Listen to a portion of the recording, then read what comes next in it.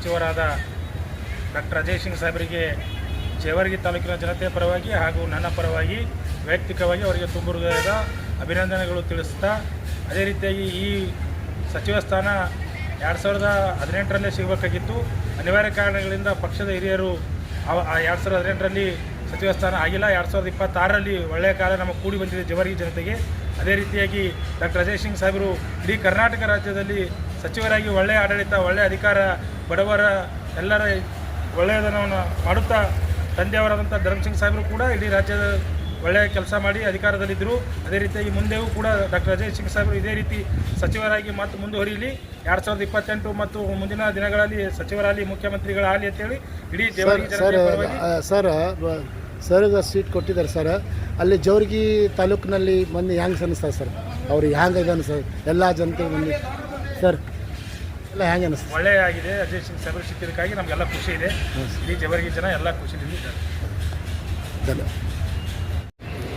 ಮೊನ್ನೆ ನಡೆದ ಸಚಿವ ಆಕಾಂಕ್ಷಿ ಪಟ್ಟಿಯಲ್ಲಿ ಡಾಕ್ಟರ್ ಅಜಯ್ ಸಿಂಗ್ ಸಾಹೇಬರ ಏನು ನಮ್ಮ ಕಲಬುರಗಿ ಜಿಲ್ಲೆಗೆ ಸಚಿವ ಸ್ಥಾನವನ್ನು ಕೊಟ್ಟಿದ್ದಾರೆ. ಮೊದಲನೇದಾಗಿ doctor Mallikarjun Kharge G AICC ಅಧ್ಯಕ್ಷರಿಗೆ ನಾನು ಹೃದಯಪೂರ್ವಕ ಧನ್ಯವಾದ ಹೇಳಕ್ಕೆ ಇಷ್ಟಪಡ್ತೀನಿ. ಯಾಕಪ್ಪ ಅಂತಂದ್ರೆ ಈ ಒಂದು ರಾಜ್ಯದಲ್ಲಿ BJP ಸರ್ಕಾರ ಇದ್ದಾಗ ಕೂಡ ನಾವು ನೋಡೀವಿ, ಒಂದು ನಮ್ಮ ಕಲಬುರಗಿ ಜಿಲ್ಲೆಗೆ ಒಂದೂ ಕೂಡ ಸಚಿವ ಸ್ಥಾನವನ್ನು ಕೊಟ್ಟಿರಲಿಲ್ಲ.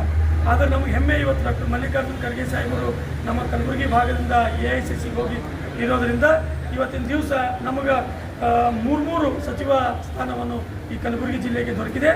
ಆದ ಕಾರಣ ಎಲ್ಲ ನಮ್ಮ ಡಾಕ್ಟರ್ CM ಆದಂಥ DK ಶಿವಕುಮಾರ್ ಸಾಹೇಬರಾಗಿರ್ಬೋದು, ಸಿದ್ದರಾಮಯ್ಯ ಸಾಹೇಬರಾಗಿರ್ಬೋದು, ಮತ್ತು ಎಲ್ಲ ರಾಹುಲ್ ಗಾಂಧಿಯವರಾಗಿರ್ಬೋದು, ಎಲ್ಲರಿಗೂ ಕೂಡ ನಮ್ಮ ಕಲಬುರಗಿ ಜಿಲ್ಲೆಗೆ ಏನು ಇವತ್ತು ಸಚಿವ ಸ್ಥಾನ, ಇನ್ನೊಂದು ಸಚಿವ ಸ್ಥಾನ ಏನು ಕೊಟ್ಟಿದ್ದಾರೆ ಡಾಕ್ಟರ್ ಅಜಯ್ ಸಿಂಗ್ ಸಾಹೇಬರಿಗೆ, ಅವರಿಗೆಲ್ಲರಿಗೂ ನಾನು ಹೃದಯಪೂರ್ವಕ ಧನ್ಯವಾದ ಹೇಳ್ತೀನಿ.